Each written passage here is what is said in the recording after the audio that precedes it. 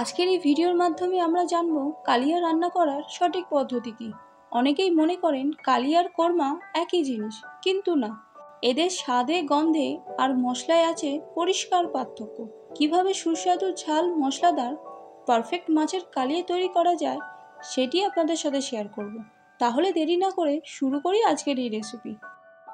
রান্নার শুরুতেই আমরা মাছটাকে ভেজে নেব। এই ফ্রাই প্যানের মধ্যে দিয়ে দিলাম কিছুটা সর্ষে তেল। এই রান্নাটা আমি সর্ষে তেলেই করব। আগে থেকে আমি কাতলা মাছটাকে ভালো মতন ধুয়ে নুন হলুদ মাখিয়ে রেখেছিলাম। এবার এগুলোকে ভেজে নেব। এই মাছগুলোকে খুব কড়া করেও না, আবার খুব হালকাও না, একদম মিডিয়াম করে ভেজে নেব। মাছের দুই দিকেই আমার ভাজা হয়ে গেছে।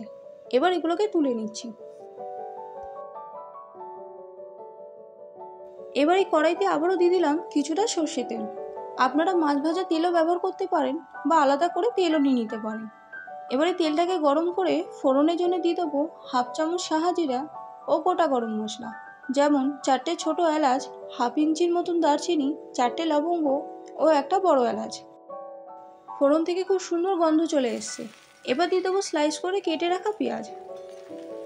এখানে 3টে মাঝারি সাইজের পেঁয়াজকে স্লাইস করে কেটে নিয়েছি।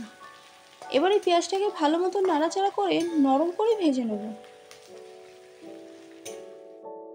পেঁয়াজ আমাদের নরম হয়ে গেছে। এবার দিয়ে দেবো আদা, রসুন ও কাঁচা লঙ্কা বাটা। এই আদা, রসুন ও কাঁচা লঙ্কা বাটাকেও পেঁয়াজের সাথে ভালো করে মিশিয়ে নিয়ে কষিয়ে নেব। এর কাঁচা গন্ধ কাটিয়ে নেব।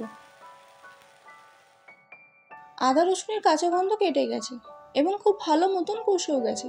এবার দিয়ে দিচ্ছি গুঁড়ো মশলাগুলো।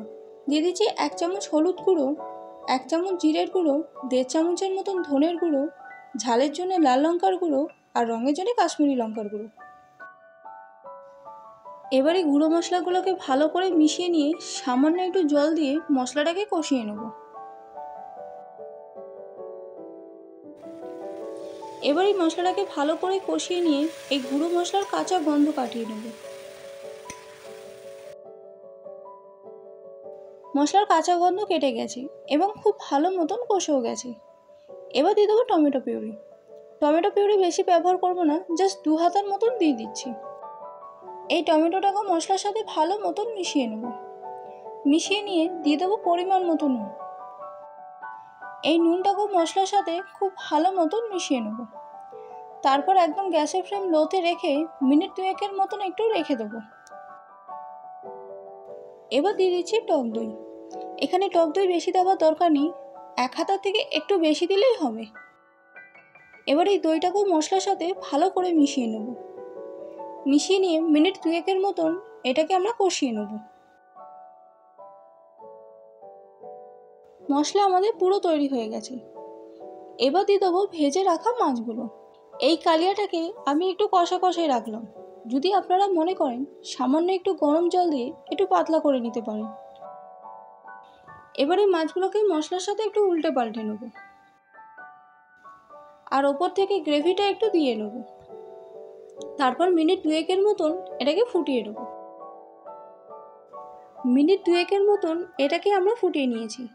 এবার ওপর থেকে ছড়িয়ে দিচ্ছি হাফ চামচ গরম মশলা গুঁড়ো আর চিনি হাফ চামচ। এবার এই দুটো উপকরণকে খুব আলতো হাতে মিশিয়ে নেব। তাহলে রেডি হয়ে গেল পারফেক্ট এই মাছের কালিয়া। তাহলে আজকের আমরা দেখলাম কিভাবে সঠিক পদ্ধতিতে মাছের কালিয়া তৈরি করা যায়। এবার এর পরের ভিডিওতে আমরা দেখব সঠিক পদ্ধতিতে কিভাবে মাছের কোরমা তৈরি করতে হয়। তাহলে আজকের মতন আসি। আর রেসিপিটা কেমন লাগলো অবশ্যই জানাবেন। চ্যানেলটিকে সাবস্ক্রাইব করে পাশে থাকা বেল আইকনটাকে ক্লিক করে দেবেন আর ভিডিওটিকে লাইক করে বন্ধুদের সাথে শেয়ার করে নেবেন।